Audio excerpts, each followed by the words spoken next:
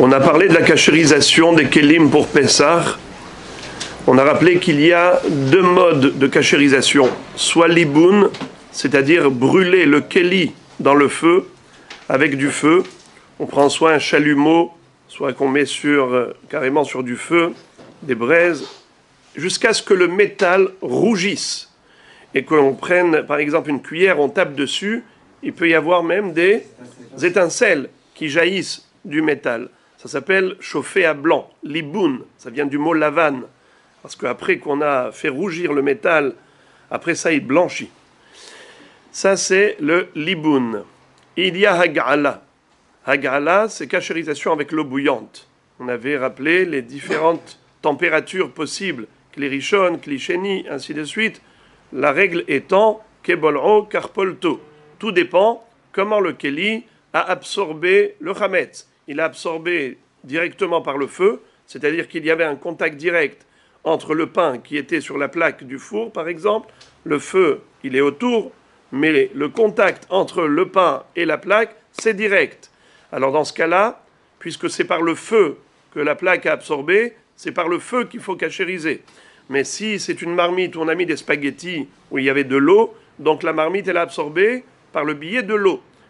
Il n'y a pas eu contact direct entre spaghetti et la marmite par le biais du feu. C'était par le biais de l'eau qui est intermédiaire. C'est la raison pour laquelle ce keli va être kashérisé avec hag'ala.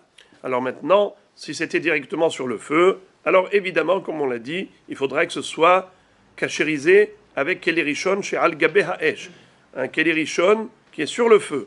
Mais si c'est par exemple une cuillère avec laquelle on a mangé une soupe de vermicelle, dans le bouillon, il y avait des vermicelles qui est chametz, alors cette cuillère-là, comment elle a absorbé, avec quelle chaleur? De kli rishon, de hiroui mi kli rishon, de kli sheni, bien sûr, puisque l'assiette, c'est kli sheni.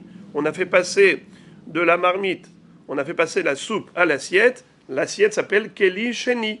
On est passé du keli rishon au keli sheni. Donc la cuillère, quand on a mangé la soupe, la cuillère, elle a été trempée dans quoi? Dans l'assiette qui est keli sheni. Pour kashériser, eh bien, il est suffisant de kashériser la cuillère dans un keli sheni. À plus forte raison qu'on peut la kashériser avec hiroui mi kli rishon, avec une bouilloire avec laquelle on va ébouillanter. À plus forte raison si on met la cuillère carrément dans une grande marmite d'eau qui est sur le feu, qui est à ébullition. Qui peut le plus, peut le moins. Tout ça, on l'a déjà vu.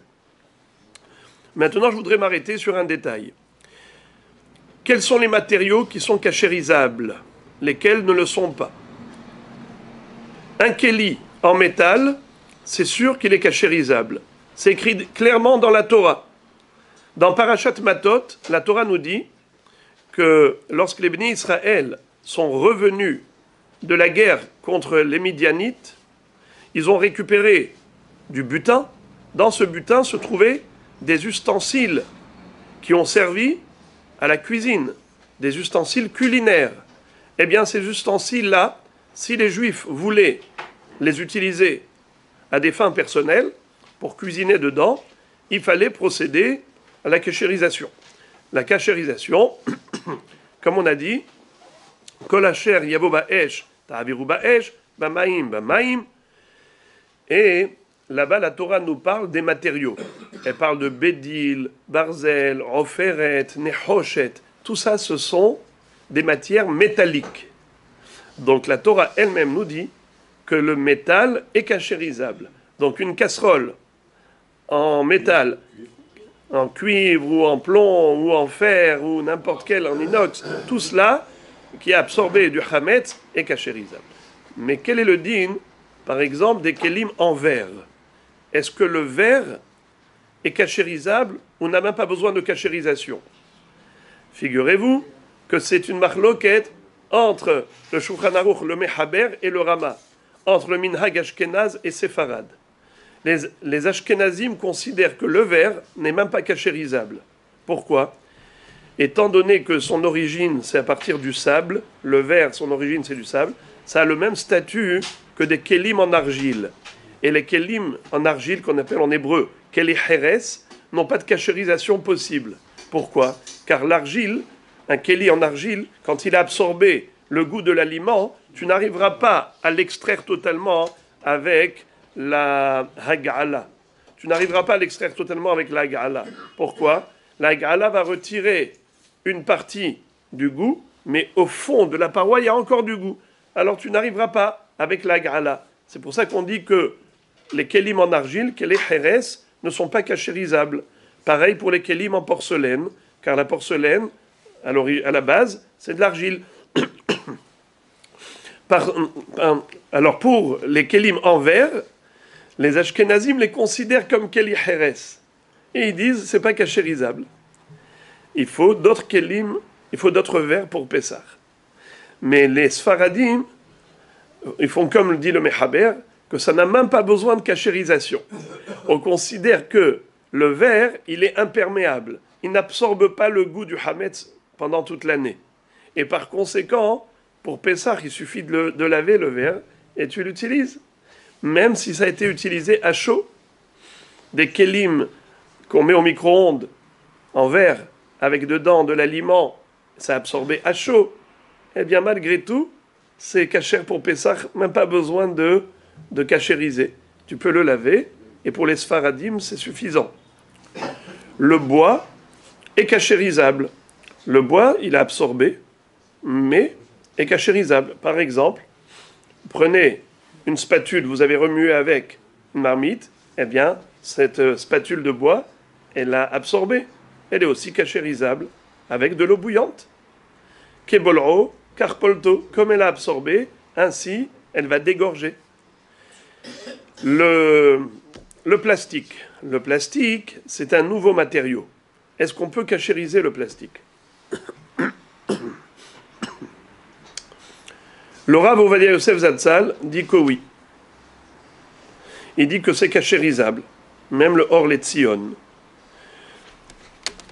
Le Rav Moshe Feinstein Zatzal disait que non. Il disait que c'est un nouveau matériau et on ne sait pas quelle est sa nature.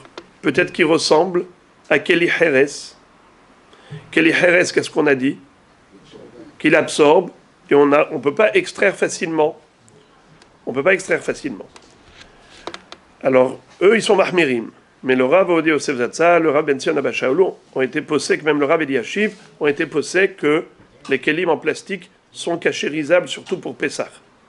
Parce que, en s'appuyant sur les chitotes qui disent que le hametz, c'est plus calme. Pourquoi? Parce que quand le kéli avait absorbé le goût du hametz pendant l'année, le hametz était encore cachère. Il faut être mahmir sur des kélim en plastique qui ont absorbé du issour qui était toujours assour. Mais le hametz, il était permis au moment où le kéli l'avait absorbé. Alors, on pourrait tendre vers l'opinion qui dit que c'est cachérisable pour autoriser la cachérisation avec de l'eau bouillante. Alors, c'est ça, ce qu'il faut faire attention.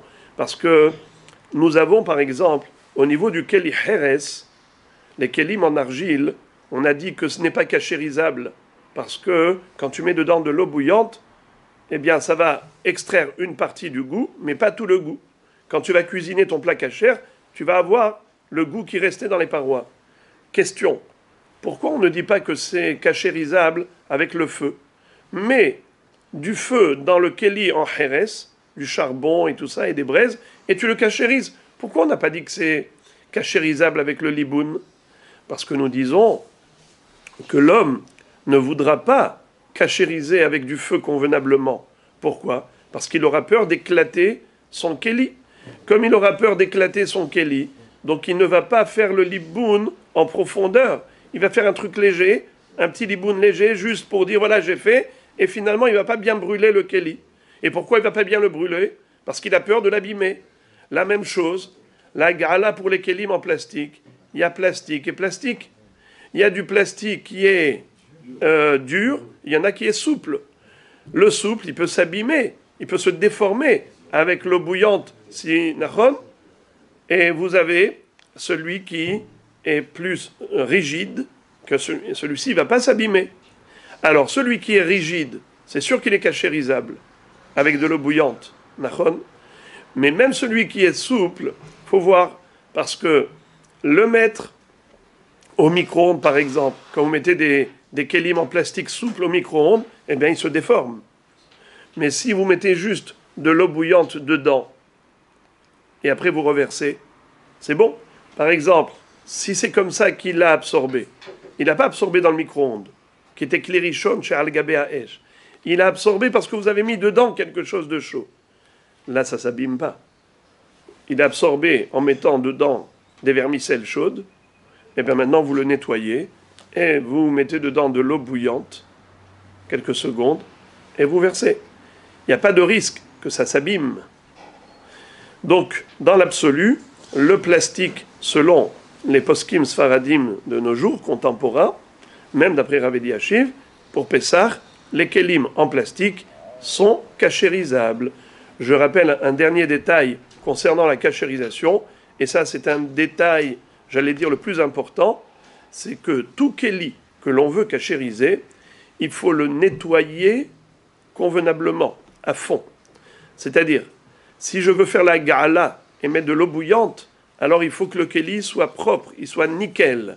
S'il y a des couches d'écran, soit de shemen, du shuman, ou bien de la rouille, des choses, toutes sortes de choses qui font que ça fait écran entre l'eau bouillante et le kéli, eh bien le kéli n'est pas cachérisable. Il faut vraiment bien le nettoyer avant la cachérisation. Bon,